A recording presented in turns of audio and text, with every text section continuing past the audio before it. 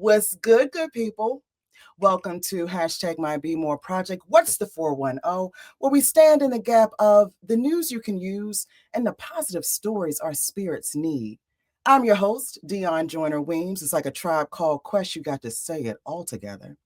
And though I do wear many hats, they all sit on top of the same mission to uplift, amplify, and empower everyday change makers and truth tellers on the ground. Whether that's through hashtag My Be More Project, what's the 410, my book, That Part, what some know but won't tell you about motherhood, or as the Chief Energy Officer of Audacity Group, we tell bold stories. And in 2022, we did a listening session and we found out what you and I already know. People trust people more than they do a system. And that's why on this show, we center the voices of the people on the ground doing the work. Like today, Rich Rocket, artist, designer, and cultural innovator, shaping Baltimore's future through style and vision. Let's bring him up, shall we?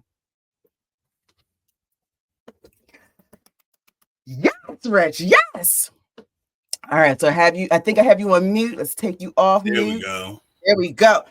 Rich, it is an honor. An honor. I'm going to make him so uncomfortable because when I say fucking girl, I'm a fucking girl, okay? Oh. This is going to, okay, so Rich, before we jump into the interview questions, I just wanted to do a brief bio, but we also look at this as like verbal flowers. So if you don't mind, can I share this with you? Please. Okay. Rich Rocket is a multidisciplinary artist, designer, and creative visionary from Baltimore.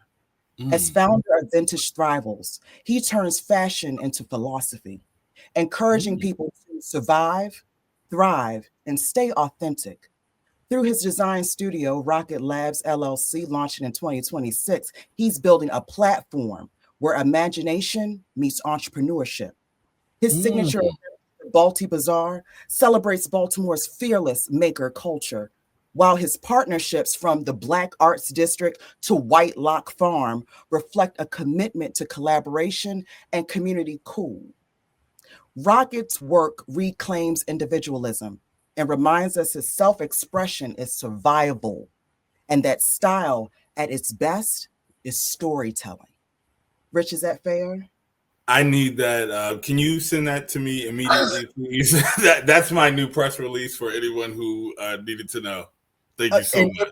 Right after this call, it's coming right over to you. That was like perfect. I mean, we can end the call now, actually. That was it. That's everything people needed to know. Thank you. Good night. Mic drop. This is the first real mic drop with hashtag My Be More 410. I'm going to get some horns. That was amazing. Oh, good. It's deserving. Now, before we jump into the meat of the conversation, we do this segment. It's a quick segment called Day 8, okay? Where we ask you 8 rapid fire questions. You don't overthink it. It's just whatever comes to your heart and mind. You ready? Okay. Crab cake, fried or broiled? Fried. Nickname your parents or friends used to call you? Okay. I never had a nickname growing up. So literally my like cutie baby name was Mr. Richard.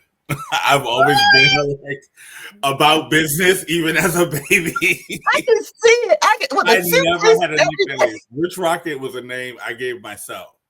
But I love it. Okay. Name one song on your Get Pump Amp Fired Up playlist. What you putting on when you need to get?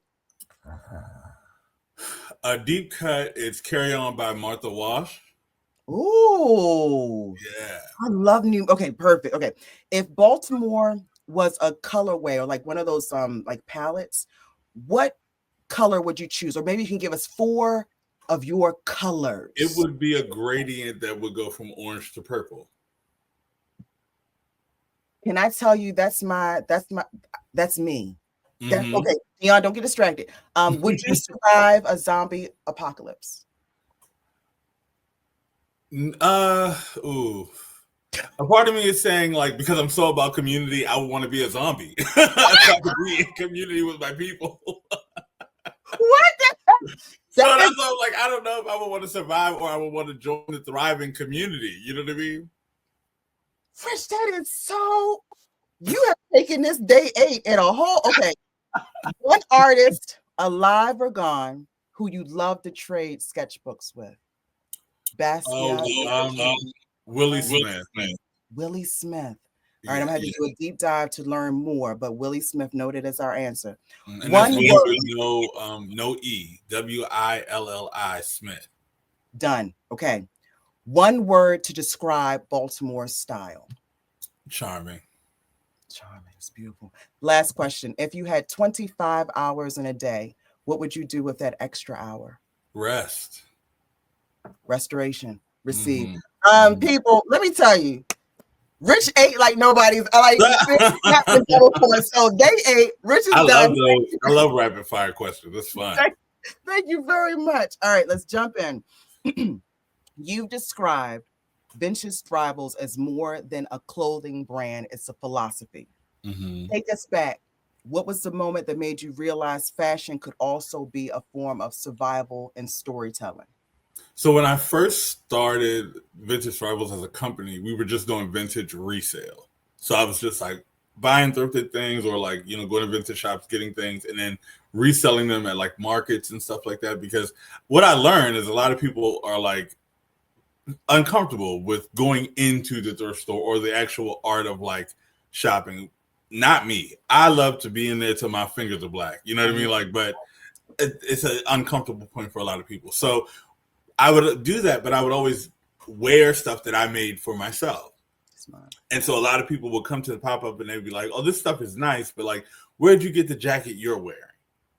And so after a while, I was like, well, let me just, infuse the rack with a few little here and there pieces. And over time, it became that the whole rack became pieces that I made. And it was no more of the resale pieces. Yeah. And what I started to notice is that the connection to the work, like the way that people will receive the rack, the way people would like literally be holding stuff up to the light. And it just would be this kind of sword in the stone moment when people would see pieces that would speak to them. And that's when I was like, okay, I feel like what I'm supposed to be doing, the way people are receiving it. They're not just looking at it like, at the mall, you flip through, you're like, oh, this is cute. Oh, this could work with whatever I already have or whatever. But people are seeing the stuff on the rack and being like, this is me. This is so me. And I'm like, this is why we're here, Do you know my heart raced during your rapid fire when you were saying you understood quickly what I meant about the colors, right? So like the piece that's behind you, that my love language is from the purple, the orange, it's like this transition, this hue. And the way that you just described when someone comes across a piece and it's like the sword and the stone, I'm moved because going to the thrift store is something I went to with my grandmother. Like that was while she's going through the clothes, we would go straight to the toy section, like, and just start things. So I'm imagining it's not just the story of what the piece that there's a story in the piece that you've gotten from the store. It was given, things added. Is there could you explain? Oh, the way, so initially, I would always try to get friends to go with me because like shopping is a community thing. Like, oh, let's all go shopping and get some lunch or whatever. But I learned quickly, like when that version of that involves the thrift store, people aren't really that interested. But also for me, I feel like an Olympian when I walk into the thrift store. I am like, I'm on the hunt for like a bargain. Yes. But then I'm also hunting for like the most unique silhouettes and like certain brands that I know have like integrity and value that I want to see if I can find for a really low price. Because like you said, I'm not just shopping for like something that looks nice. I'm shopping for the potential of the piece. I have to think about when I'm looking at it, what can I do with this? Or is it going to take me into a completely new space where I don't know what I'm going to do with it, but I'm so attracted to it that I have to bring it with me. You know what I mean? Yes. So I go through all these mental processes when I'm in the thrift store. And I do have one friend, one of my best friends, Charnay. She is with me a lot of times when I do stuff for the company. So she knows the processes. So we actually went to the thrift store last weekend. And while we were there, like after we both came from our Yeah, respective your sides hunt. of the Yep. store. Hmm. We meet up in the back and then we go through the cards together. And we're like, okay, what do you think of this? Keep, toss, keep, toss. And we like go through this whole process and then we take our hangers off and then we go to the register. So it's good to have people who get the process as well, because it does make it feel like, you get in the car and you're like, I feel good. I feel accomplished what we That did. sounds like its own TV reality show in itself. Like I could see watching you go to this, like on TLC or something. Like that's a show that I would It was watch. something we actually tried to do, along with a few other various projects. My issue that I have is not building the content; it's the build out of the content.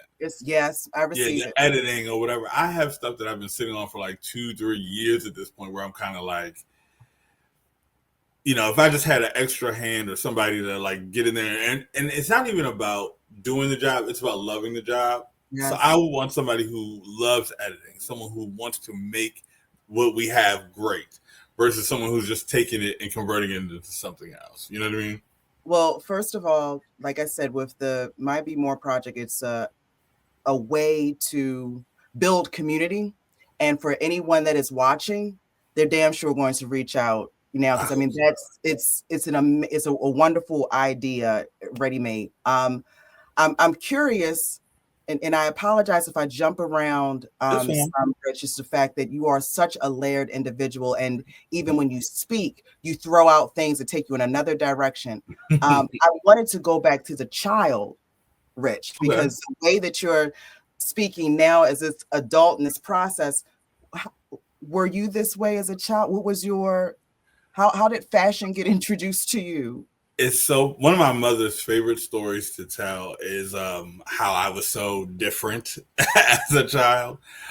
So one of her favorite stories to tell is her mother, my grandmother, passed away when I was maybe 4 years old, and she was a more fashionable lady. My mom is kind of like a tomboy, if you will, but my Mhm. grandmother was very fashionable, and she Mhm. had these heels that had this gigantic purple brooch on the toe of the shoe, and they were like her favorite shoes. So Mhm. the one Sunday that she didn't wear them to church, she had left them at my mom's house, and I was there, and she had came home from church, and they found me on the stairs pulling the brooch, the diamonds apart from the brooch. Oh Lord! And she said my grandmother was never like very loud or very angry, but she said that day she had never heard her screaming like she screamed when she found me pulling the stones off that brooch. But that's me. That was me as a kid. I was I always understand. taking things apart and trying to, you Yes, know, and feeling textures and things like that's always been a part of my DNA.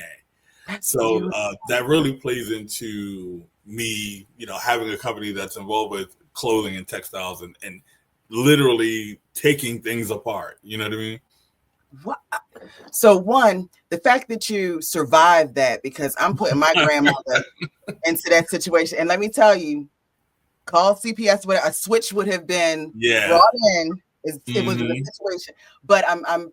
Would you say though, your journey from childhood here, your passion was encouraged? Do you feel that you was cultivated? It was. I want to say my first real critic or person that kind of moved me away from this path was myself, honestly. Um, I am a person who identifies as queer. Mhm. And being younger and kind of coming to, I don't want to say coming to terms, but coming to understanding I'm of so. that is like a difficult path for a lot of people. For me, I was aware very early on, but it was struggling through like acceptance from my family and things like that that kind of moved me away from anything that remotely felt queer. So Wow. sometimes when people would say, "Oh, you should start a clothing company," it would sound like Mhm, something mhm, else to me. mhm, You know what I mean? mhm, So mhm, for a mhm. long time, I was like, that's not me. That's not something I want to do. Whatever. And it just felt like a what's the word? Like a projection. Yeah, You know what I yeah, mean? So anytime I would hear that, I would just be hearing something else. So I pushed and pushed and pushed to move away from that context for so long. And then the moment that I did embrace it, it was like the world kind of opened up. But I was like, I wish I didn't take so long I dig it. to really accept both things, what I was hearing and what was actually for me. You know what I mean? Can I tell you, thank you so much for sharing that, because this is the real truth of life. And it actually brings to question. I love how you have thrival. I'm used to survival. What is the difference of those two for you, and how you've incorporated that into your work? So I have always been in what I felt was like a survival mode. Like growing up, we didn't have a lot of the things that other people have. So I also am one of three sons. I'm the middle. Wow. So, most of my life, me and my brothers, we all shared a room.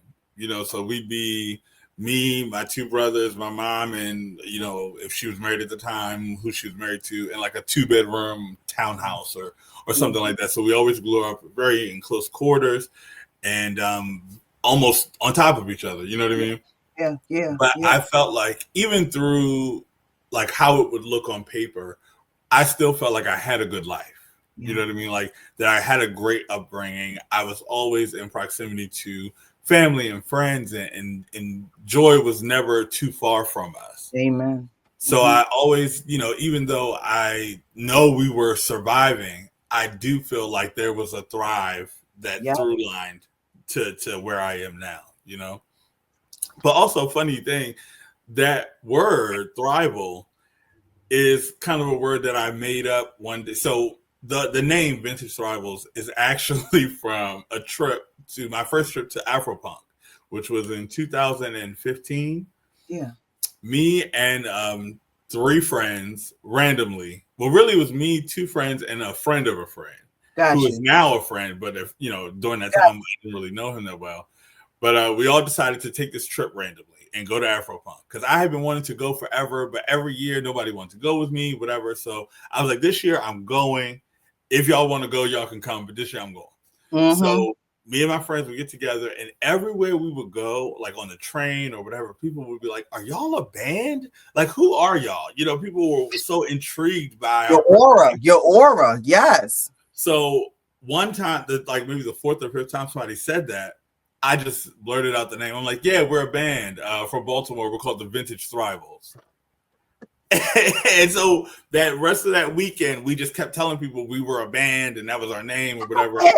So when we got back, I was like, and like I want to say a year after that is when I started doing the vintage resale. So I was like, I need a catchy name, something that just works. And I was like, oh, my band name, Vintage Wow, Thrivals. look. So that's actually where the name comes from. Let me tell you now. You know me enough to know that my spirituality comes with me everywhere. And as you're explaining that story, I'm just saying, look at God. Look at God. Like the manifestation of just putting it out, and you don't know that it's already a part of a bigger plan. Let me ask you, and I've been writing as you're talking because it's like I said, so much. I know that you're preparing to launch the Rocket Labs LLC, your creative studio.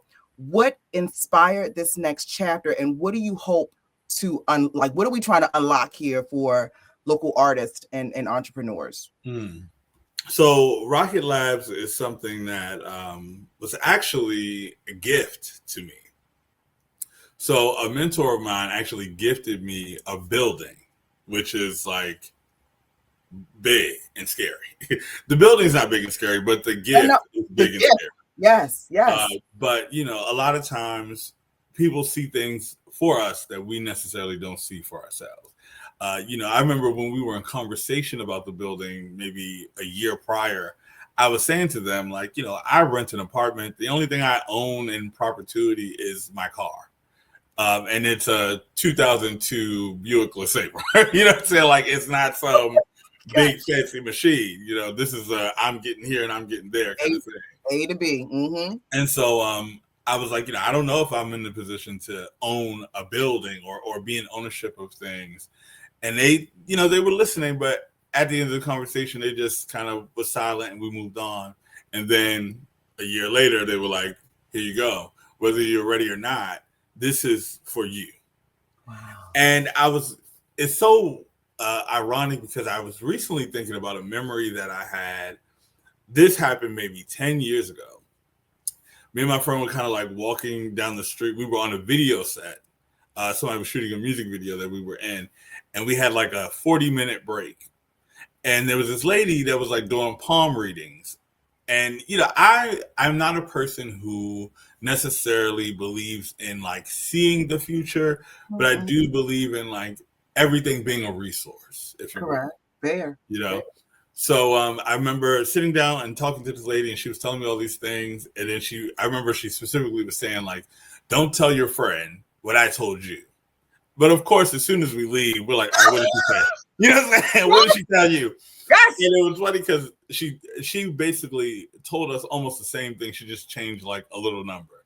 So she told my friend that she would get married in a certain amount of years to a person that she was with. She also told me I would get married, which I was like, I don't know about that. Then she told me I would have children, which I was like, I don't know about that either. Also, like, if I say I don't want kids and you're telling me I'm going to have kids, I'm kind of the person who would know. No.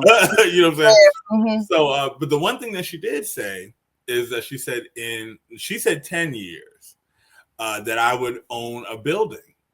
And the building would house all the things that I would want to do creatively. And that was like, okay, that was the one thing that I was like, understood. That sounds like that could be something. All right.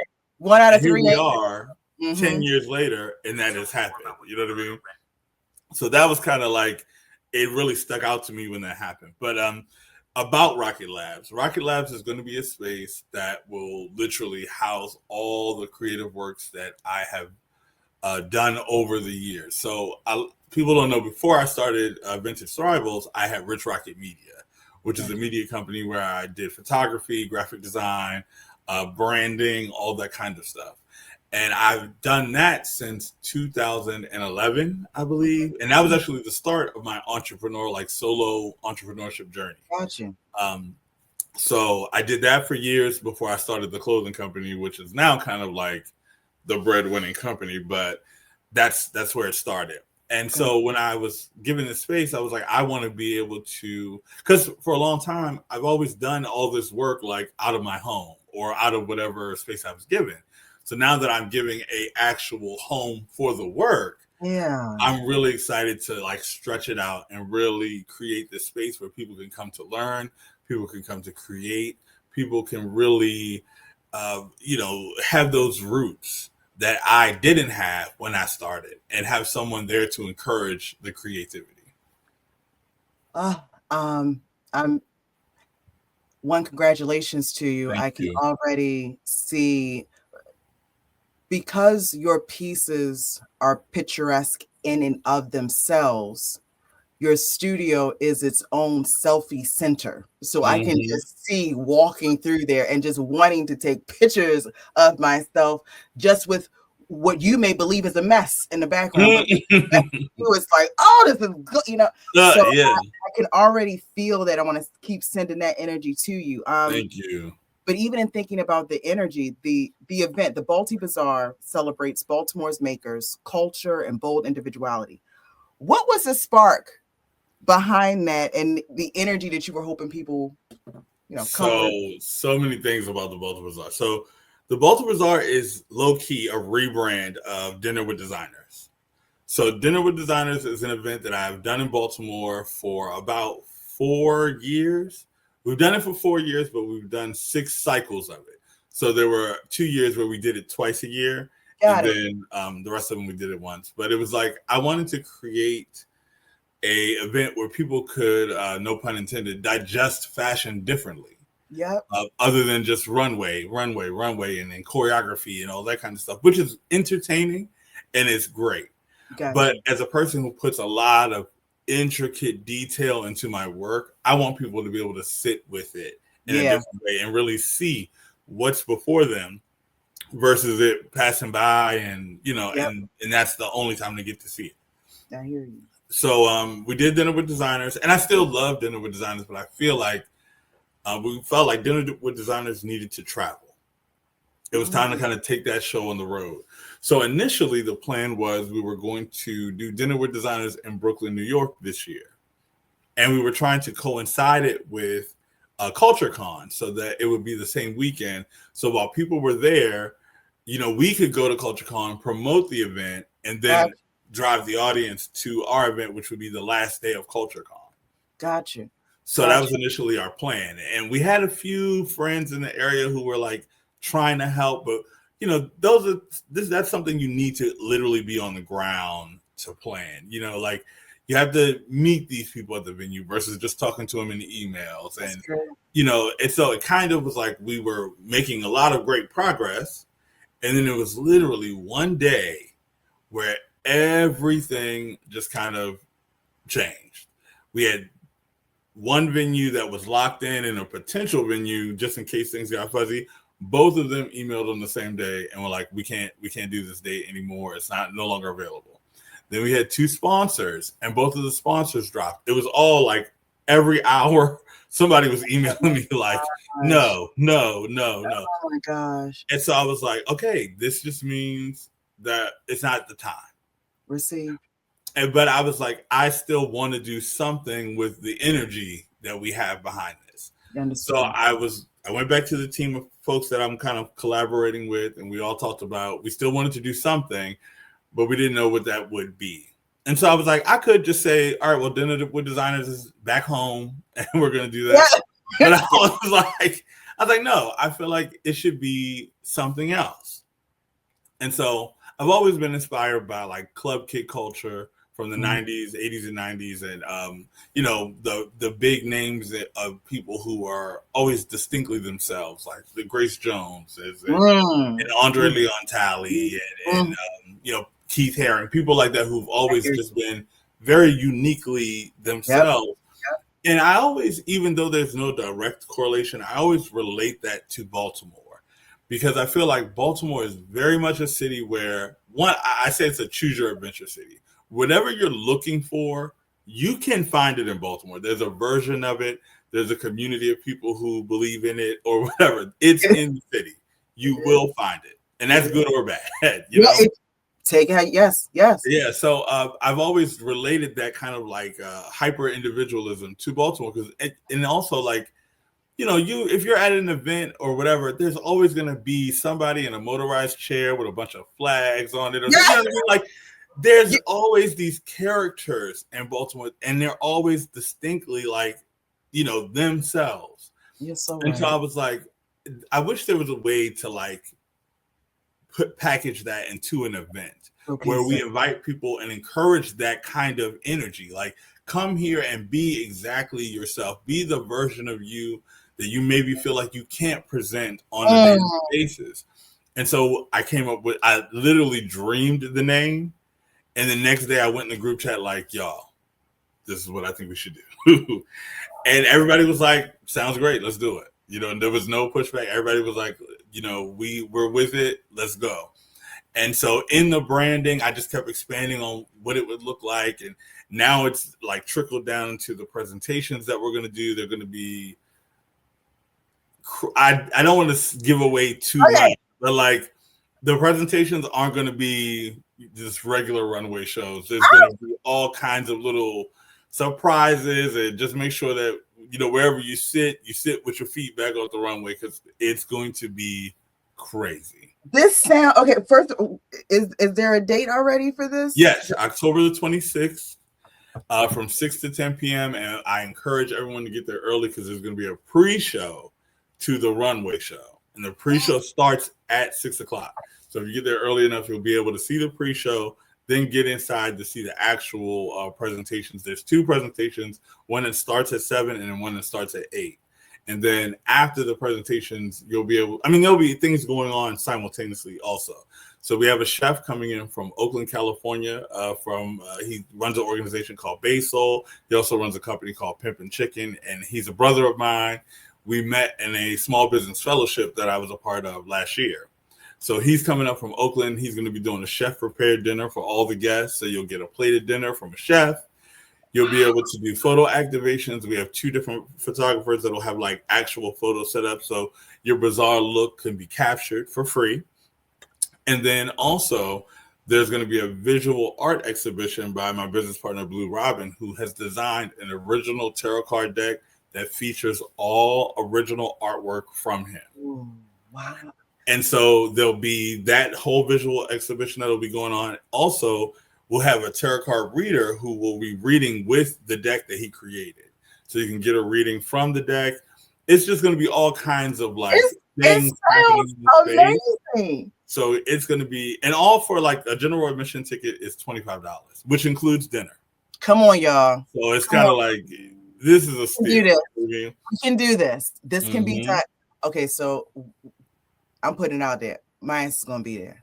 And I'm such a homebody. But the spirit is telling me you got to experience this, Dion. So, it's going to be crazy. And it's at the historic Harlem Theater, which I don't know if you've ever heard of it. Or that's my neighborhood. So I'm about to talk to them next. So I'm like, people need to understand what we're walking past in our city. Oh, my God. I've been in love with the theater since, well, first of all, the folks who own the theater, Black folks, of course. Yeah. I met them at a pop-up I did at Dovecote Cafe back in like 2018. And we just kind of vibed right away. They came by the rack. We were all just kind of talking. They had opened a store on Washington Boulevard, right down by the stadium. And so when they opened the store, they were like, hey, we want you to put your clothes in our store.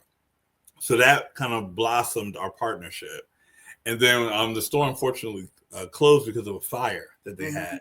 But during the course of the pandemic, they acquired the theater. Yeah.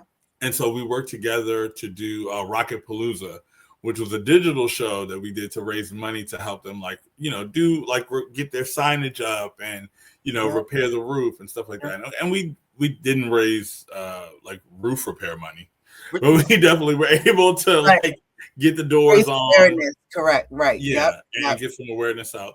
So I've been working with them for a long time, and I've seen the progress of the theater from then to now. Yes. It's so beautiful to watch it constantly evolving.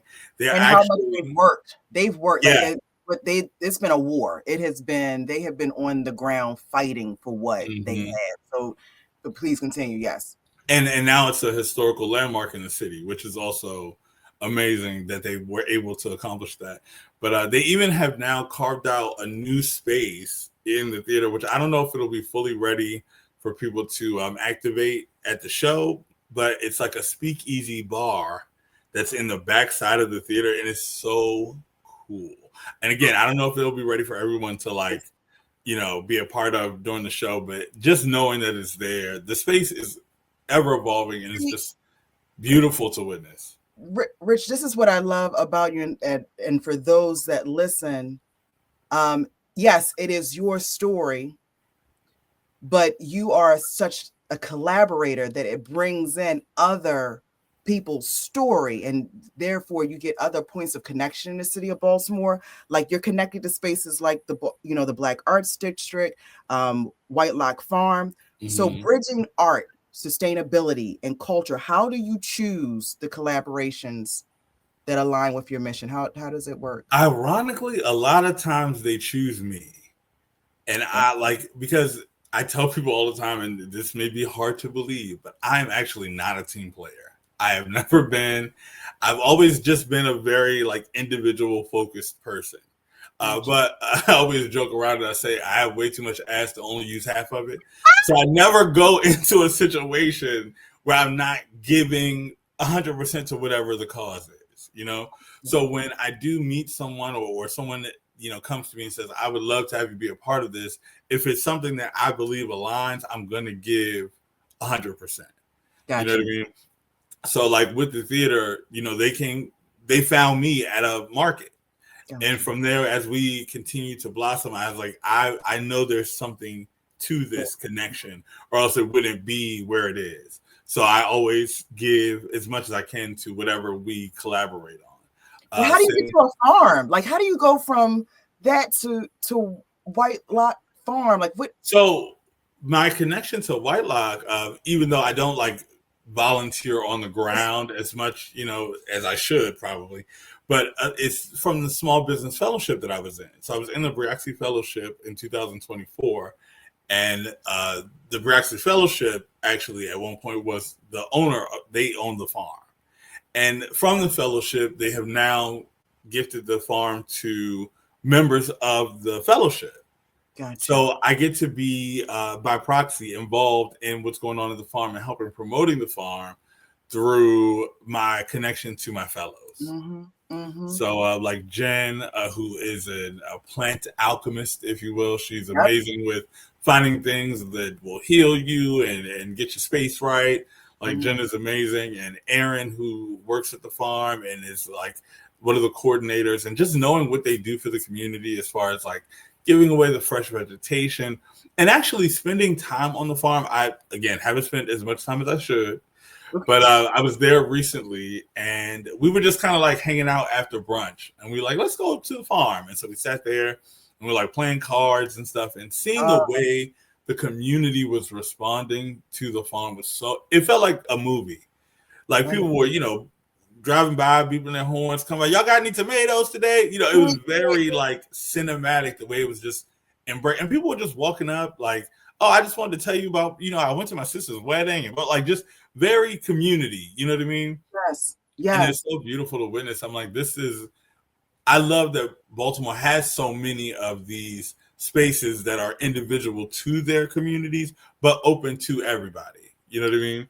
And Because here I am, a person who doesn't frequent the farm as often, but I'm in the mix. You know what I mean? correct. Correct. And that's the thing. So you're hitting it. So individualism, and I have it, it's central to your message. Like when you meet you, Rich, you see that, you hear that, but community, it's your backbone. It feels ever present. How do Mhm. you balance those two forces, your art and your leadership? Like, Well, the one thing that I always, well, two things. One is that like anything that you do to me that you want to see like flourish, it needs two ingredients. It needs passion and resource. Anytime that like your passion is met with resource, you will be able to make the things happen because your passion is being fueled by the fact that you're able to do it by the means that you have. You know what I mean? So a lot of times we'll see these events and we'll be like, who is organizing this? Or you'll get into a space and you're like, yeah, this all sounded good, but like here, now that I'm here, I don't really feel like what it was supposed to be. And that's because you're in a situation where like there's a resource, so someone put some money behind this, but there was no passion. The people who put it together, they were just doing their job or whatever. They don't care about the experience beyond you showing up. showing up. You know what I mean? That's you. So a lot of times, like I'm always trying to make sure that the things that I am passionate about, I have the resource to make people feel that when they come into the space or when they see the work. So that's the one thing that is always in the forefront of my mind whenever I'm organizing an event, creating pieces. I want people to be able to look at it and say like, oh, this is something I can feel. You know what I mean? I do. And then individualism is so important to me because I feel like more and more, and this is even before everything that's kind of happening with our administration, there's been in like local trends and things, something that feels so group think. And I feel like in organizing, that can be important. Correct. But it also can be very dangerous because if the group is all thinking for everybody, then there's no perspective. It's only one thought, you know? And I'm seeing it in the way people dress. I mean, if you go downtown right now, I bet you'll see a group of girls all wearing black tank tops and oversized jeans. You know what I mean? Like, and you'll see that more than once. You know what I'm saying? You'll run into that group a couple times. And it's just kind of like, what's going on? Why aren't people dressing for themselves? Correct. And I'm not saying everyone has to be out here with spikes down their shoulders and, no, I'm not saying that. But I'm saying when you met up with your friends and y'all all are wearing the same thing, there's no part of your brain that is kind of like, this is weird. You know what I mean? Or just like, thinking like, why did we do this? You know what I mean? And I feel like that's such a slippery slope because it starts small like that. It starts small with, all your friends, y'all all dressed the same. Y'all look the same. Y'all got the same haircut. Da, da, da, da. And then in 5 years from now, it could easily be The Handmaid's Tale because we're not paying attention. You're not. I hear you. And we're also not celebrating ourselves by dressing ourselves the way we want to. You know what I mean? I feel like every time I have a chance to go somewhere, I literally will work on an outfit because I'm like, this is me going into a space, and this is an opportunity for me to be celebrated. And I don't feel like I should have to wait for my birthday or wait for something. I should be in only spaces where I feel like I should be celebrated. You know what I mean? And welcomed. So I feel like every time I step out the door, I need to be putting on that celebration on myself, so that when other people see it, whether they want to acknowledge it or not, they can feel it though. You know what I mean? I do. And the thing is, this may take it deeper. Since style has always been a language, in Baltimore. What message do you think the city's fashion scene is trying to send to the world right now? Like you said, if you go down to what's I would say the one thing about Baltimore that I've always loved, because I grew up right outside the city. I have family in the city, so I've always been in the city. Gotcha. And especially as a child, my mother made it a point to make sure we understood that, like, these, as we were talking about earlier, these hyper individuals exist. So that it would never be a time where I would be out somewhere and I'd see that man in the motorized chair with the flags and be like, oh, what's that? You know what I mean? Gotcha. Yes. She always wanted to make sure that, like, we knew what crackheads look like and how they moved. You know what I'm saying? She made us vigilant about things like that. And so I always would, if I was saying, like, if there's a message that Baltimore is saying to everyone, it's that I would say it probably would be like, we're here. I think that would be the message, because I think that that's the one thing that Baltimore, especially now creators in Baltimore, are just trying to express to the world. Like, we're here. We want you to see us. We want you to be a part of what we envision for the city. We want to be able to express ourselves and have a space to do that. And I think that would probably be the overarching message from creators in the city right now. I want to take what you just said and put this into visual, but in your language. Like, your designs, they play off of nostalgia, confidence, rebellion. What story are you telling through the textures, symbols, like your colors, like even what's behind you, even if it's reiterating your point? What message are you evoking? My clothing has always been about people seeing themselves in the work. I've always been a person who was of a larger body. I've never been, probably up until I was like 11 or 12. That's the last time I was probably like a normal size. And even then, being 11, I wore a men's 12 shoe. So I've never been like of a small frame in any sort of packaging. Size 12 shoe? Because you know I have 3 boys. So this Rich and I, he has the 3. His mother had 3 sons. I have 3 sons, and I'm sitting here like, wait a minute. Yeah, a size 12 men's shoe at age 11. I've always just been big. You know what I mean? And so, especially at that young of an age, it was hard to find clothes that look like an 11-year-old should be wearing them. Okay. But that would fit me, or so I've always had to go into like shopping and things with a different kind of mindset than most people. Most people are just buying things that they like. I'm having to just buy things that cover my body.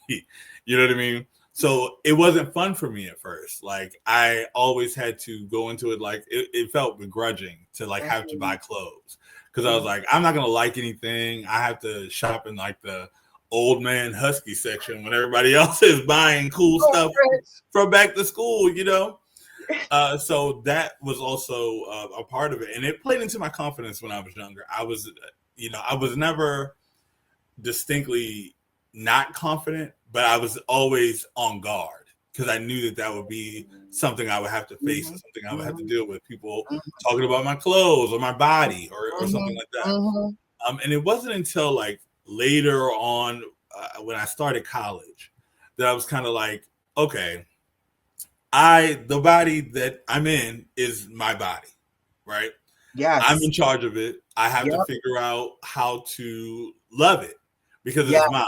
And like everybody else's opinion of it, I won't ever be able to change that. But what I will be able to change is how it shows up in the world. So if I'm going to show up and, not be confident or whatever, then that's my charge. But I have to do something about it because I don't want to keep having to go into these spaces and not feel like I belong in the space, I do. So that's kind of how I started like doing my own thing with my clothing, because I'm like, when people meet, you only get one chance to make a first impression. And a lot of time that first impression is based off of how you appear, because that your clothes kind of tell people who you are before they get to know who you are.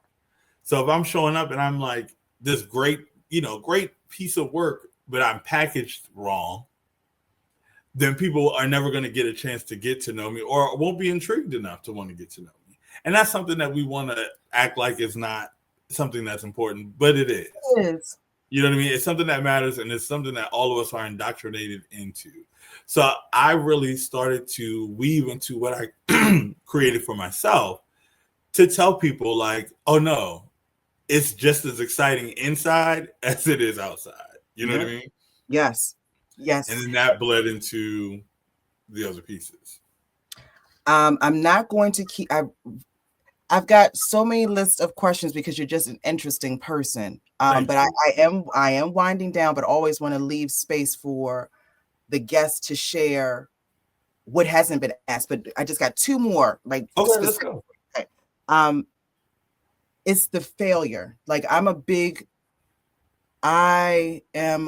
a big advocate of not hiding the pain, because in the pain is where the purpose reveals itself. So I would like to hear from you as an artist. You've no doubt faced failure, reinvention, creative blocks.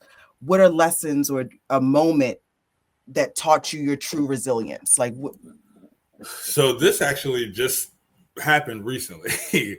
So me and my business partner Blue, we have a company together called the Brush Brothers. He paints canvases, I paint clothing.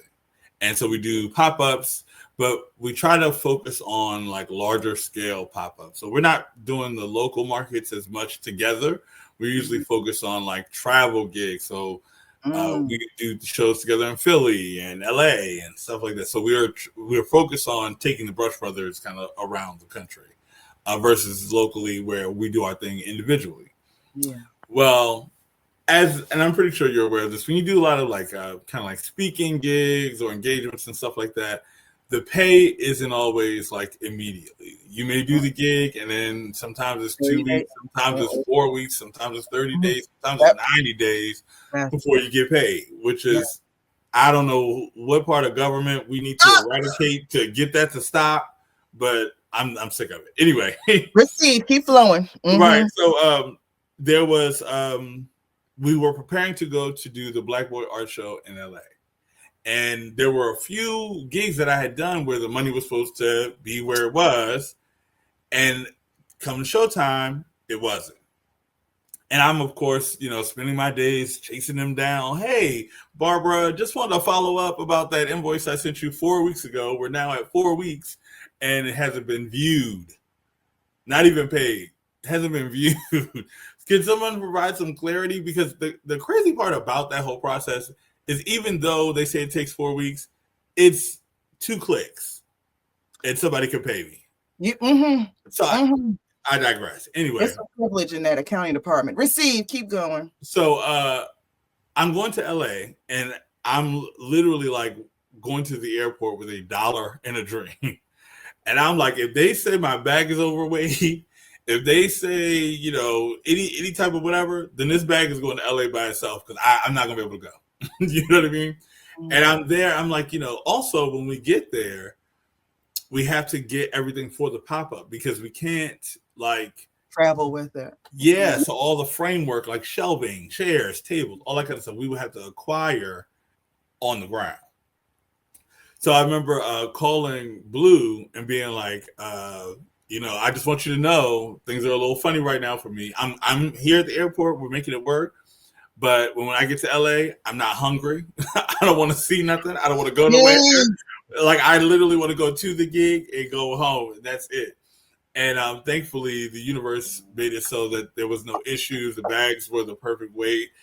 There was an issue where they were trying to say my carry-on was too big or something, but by the time I got to the gate, the girl was like, "I don't care. Like, get on the plane." And I'm like, "Sister, I thank you so much." Yes, You know? me too.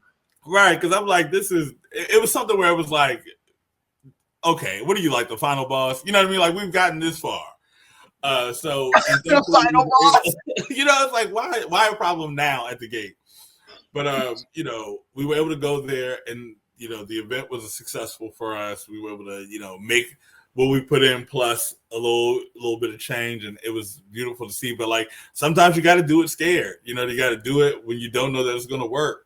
Sometimes you just got to go and show up, because that's the part, and the rest will open up to you if it's meant to do that. But sometimes you just have to get there.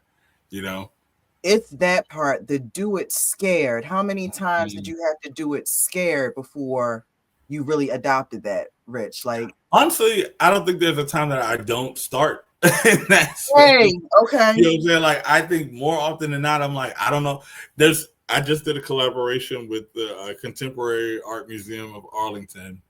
Beautiful. And this is the second time I've worked with them. But they came to me and they said, we're doing this event. We're closing out an exhibit. And the exhibit is about portals and moving through time and space. And that could be like a metaphor or an actual feeling of moving through the time and space. And they were like, we want to know, like, what would you bring to this exhibit? And I'm like, oh, we could get these doors and we could paint the doors like different phases in time. So this door could be the past and this door could be the present. And then we'll have poets perform in front of the door about moving through. And I'm like, I'm weaving this whole thing. And they're like, we love it. We love it. And they were like, we'll give you such, whatever amount of money to do it, whatever. And as I'm walking out of the meeting, I get my car and I'm like, how am I actually going to do any of that? You know what I'm saying? I'm literally just like giving them all these great ideas, and I get in the car. I'm like, who? What? Right, that's me. That is me. Don't get me started. I mean, the ideas I got the plenty, and then I walk away and I'm like, Lord, now how we gonna make it? I'm like, I don't even know where you buy a door from.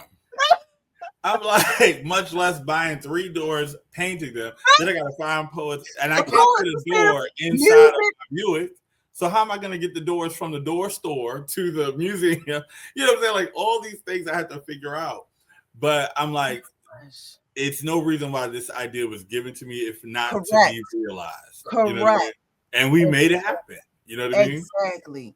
Oh, so, that is how, for anyone that's listening, it is applied to whatever field or relationship you are in. Like that's, you walk by faith. It is literally a walk by faith. When Baltimore's, we've talked about this Renaissance. So this I'll wind down here. What I want my legacy to be is amplifying the amazing people that the Lord has put me in the company of. So I am sitting here talking to Rich, and I'm talking to you because I believe you're walking in legacy and will be remembered by my children and my children's children. Like that's how I look at the people around. Like you're doing a type of work that's going to impact generations. Thank you. With that, when the story of Baltimore's creative renaissance is told years from now, what do you hope your imprint or your signature represents?